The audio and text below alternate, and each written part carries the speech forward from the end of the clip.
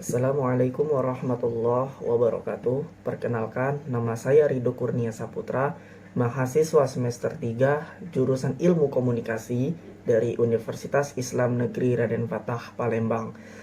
Baik, pada video ini saya akan membahas mengenai 4 teori komunikasi massa. Sebelum kita lanjut ke teori, kita akan membahas apa itu komunikasi massa. Ada yang tahu? Oke, jadi komunikasi massa itu adalah komunikasi melalui media massa sebagai perantaranya, seperti media cetak, elektronik, yang dimana dihandle oleh suatu lembaga, gitu. Oke, setelah mengetahui apa itu komunikasi massa, kita akan membahas lebih dalam lagi, membahas teori-teori komunikasi massa. Baik, kita lanjut ke teori yang pertama. Oke, kita masuk ke yang pertama. Teori yang pertama kita bahas itu adalah teori pengguna dan gratific, atau dalam bahasa Inggrisnya teori uses and gratific. Teori ini pertama kali dikemukakan oleh Herbert Blumer, Elihu Katz, Michael Gurevich pada tahun 1974, yang dimana teori ini menjelaskan bagaimana media sanggup memenuhi kebutuhan pribadi dan sosial khalayak aktif pengguna media. Dilansir dari Tocco, using and gratification theory asserts that people use media to gratify specific wants and needs. Yang artinya, teori uses and gratification ini menegaskan bahwa orang menggunakan media untuk memuaskan keinginan dan kebutuhan tertentu. Oke. Pada teori pengguna dan gratific ini juga memiliki dua prinsip. Yang pertama, khalayak aktif dalam memilih media yang akan dikonsumsi. Yang kedua, khalayak sadar akan alasannya memilih opsi media yang yang berbeda maksudnya. Sederhananya tuh, teori ini berasumsi bahwa apa yang akan dilakukan orang terhadap media daripada apa yang dilakukan media terhadap orang. Contoh kasus dari teori ini itu adalah kita ambil kebutuhan dan kepuasan penonton dari acara musik, ya, acara musik. Salah satunya itu adalah musik K-pop, Korean pop, yang dimana di situ tuh menampilkan orang-orang Korea yang berjanji dengan grup band, ya. Dan acara ini juga sebagian besar disukai oleh kaum perempuan, khususnya para remaja-remaja. Mereka lebih ingin mencari atau menonton kepuasan dari acara K-pop ini. Yang selain itu juga personil dari grup K-pop itu juga menyapa dari para penonton dan fansnya, yang membuat para fans dan penontonnya itu menjadi terhibur, menjadi segar kembali setelah mendapatkan itu, dan dapat mempengaruhi selalu ke situ gitu. Oke, kita lanjut ke yang nomor 2. Oke, kita lanjut ke teori yang kedua. Teori yang kedua ini adalah teori kultivasi. Sebelum kita bahas apa itu teori kultivasi, kita akan bahas asal-usul teori kultivasi.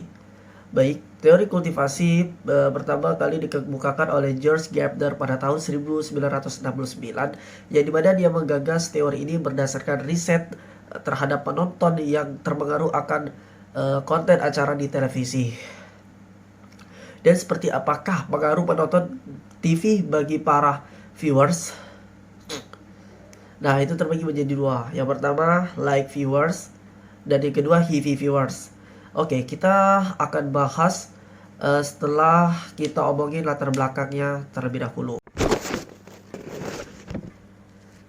Teori ini muncul dari perdebatan di antara para ahli.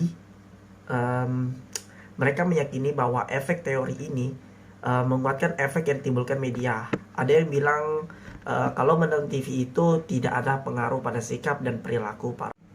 Akan tetapi ada juga yang bilang apa yang ditampilkan oleh TV itu diterima mentah-mentah oleh para viewers dan mempengaruhi gaya hidup dan cara berperilaku dari para penonton. Dilansir dari situs Toko, teori kultivasi ini memperlihatkan bahwa paparan paparan berulang media khususnya televisi dapat mempengaruhi keyakinan seseorang mengenai dunia nyata dari waktu ke waktu. Simpelnya, teori kultivasi ini teori yang memprediksi dan menjelaskan pengertian dan kepercayaan seseorang mengenai dunia sebagai hasil dari pesan media. Pada awalnya, teori ini lebih condong kepada acara TV dan penonton khususnya pada tema kekerasan. Akan tetapi, perkembangan teori ini juga digunakan untuk di luar tema kekerasan. Oke, kita masuk ke bagian contoh kasus dari teori kultivasi. Kita mungkin tidak asing lagi dengan acara laga yang sudah terkenal dari tahun ke tahun. Apalagi kalau bukan dari WWE atau SmackDown. Acara SmackDown ini pertama kali tayang di televisi Indonesia pada tahun 2006 di saluran TV La TV. Yang dimana acara tersebut menampilkan kekerasan dengan membanting lawan, memukul lawan, sehingga mempengaruhi dari para penonton, khususnya para remaja, yang mengakibatkan beberapa terjadi hal-hal yang tidak diinginkan, seperti terjadinya kerusakan pada tulang, bahkan kematian. Dan ada juga contoh lain dari teori kultivasi yang ada sekarang, yaitu adalah pada ada acara sinetron komedi dengan judul Dunia Terbalik, yang dimana pada acara tersebut menampilkan seorang suami yang akan takut dengan istri.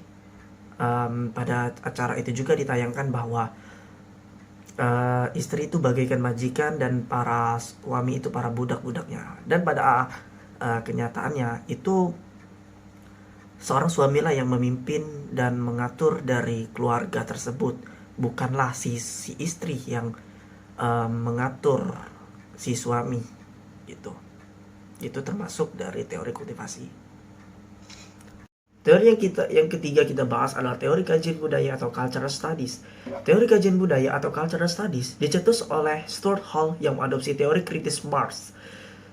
Lahir di tengah semangat neo-Marxisme yang berupaya untuk meredefinisikan Marxisme sebagai perlawanan terhadap hegemoni dan dominasi budaya tertentu.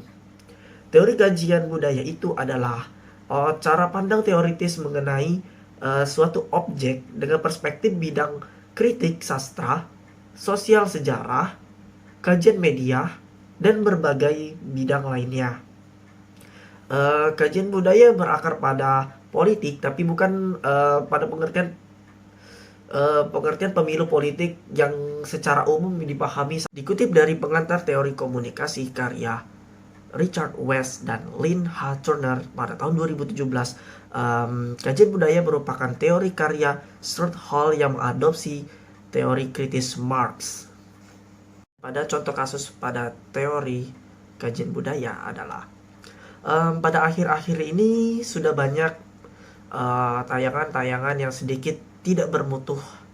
Salah satunya adalah sinetron dari acara Anak Langit atau Anak Jalanan, yang menayangkan sisi kemewahan, dan dari itu aktor yang menggunakan pakaian yang hedonisme dan perhiasan yang banyak serta motor-motor yang mahal. Dan tindakan yang tidak sesuai secara tidak langsung, tayangan tersebut memancing seseorang untuk melakukan apa yang ia tonton.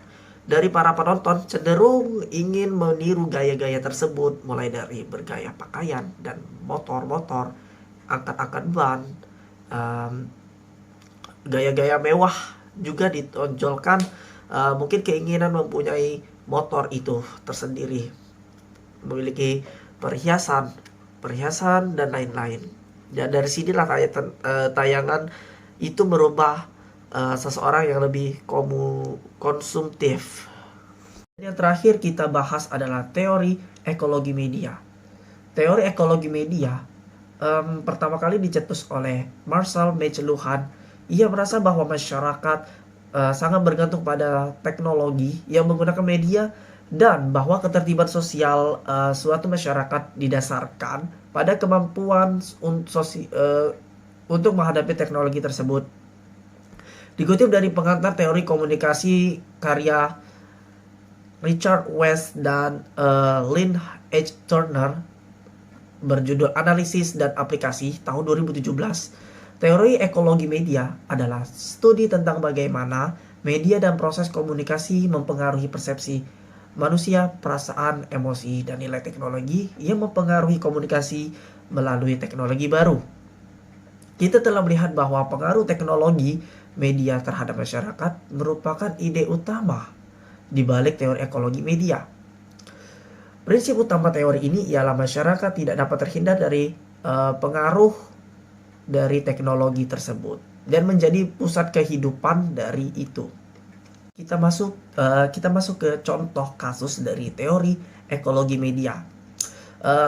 Ini contohnya itu tentang kepemilikan handphone pada setiap orang. Si Acung ialah seorang yang tak bisa lepas dari HP. Setiap hari dia memegang HP sampai dia selalu memegang HP sampai dia bermain setiap kali. Pada suatu ketika dia di kelas, pada peraturan di kelas itu saat belajar mengajar itu tidak boleh memegang HP atau bermain HP. Akan tetapi tiba-tiba HP-nya berbunyi. Dan berbunyi seakan notif itu sangat penting baginya. Dan si Acung sangat bangga dan membuka itu HP dan melanggar peraturan. Sehingga dia selalu ketergantungan akan teknologi dan media tersebut. Dan situlah mempengaruhi konsep dan perbuatan seseorang. Mungkin ini yang dapat saya sampaikan. Kurang lebih saya mohon maaf. Kepada Allah saya mohon ampun. Billahi nasta'in. Wassalamualaikum warahmatullahi wabarakatuh.